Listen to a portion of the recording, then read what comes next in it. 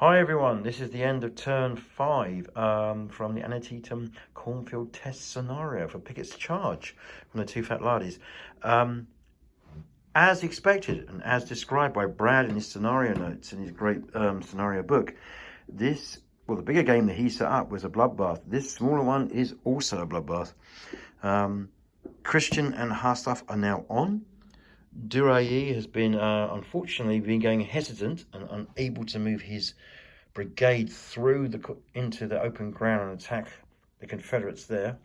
Seymour has done a very good job. He's pushed Walker back, but in doing so, as per the scenario that Brad put together, Ripley, you can just see the lead unit there, his 4 regiments are now triggered because Walker's now moved off table, or is about to be pushed off table.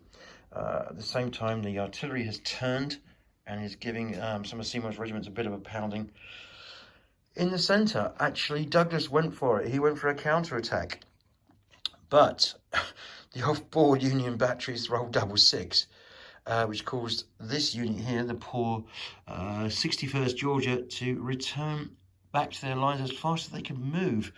And Douglas made the best decision I think possible, was to withdraw back to his line and hold and wait for the eventual Union attack and hopefully blow it to bits. Down here now on the westwards, really nothing really happening. But a couple of things I note about the game is that there is in the Picketts charge sets of rules hesitant, and a lot of the time you only have a certain number of commanders or staff officers they're called, and you apply them where you can. And quite honestly, the number of staff officers that have been failing to come back to help the commander, and then the number of hesitant rolls I've been rolling. This Union attack here, these guys came on in turn 2. They've not moved since. Now, subsequently, they've been blown to bits, and Phelps tried to move forward with his brigade, and they were just decimated. So it is something to consider when you're playing these games and testing scenarios.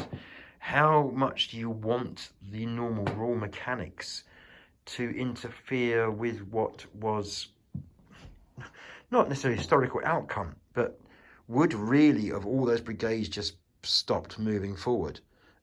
I sort of doubt it. So I need to think about that if I am going to write this up ever as a scenario for Picketts charge, and see if there's any re-roll possibilities or whatever. But anyway, this is only turn 5 is finished, so turn 6 is coming. And as I said, look at the size of this lot all piled on. So that, the Rebs are going to have to pull in their reserves, which are all from Hood's division. So, as Brad said in his rules, scenario set, this is going to be a bloodbath.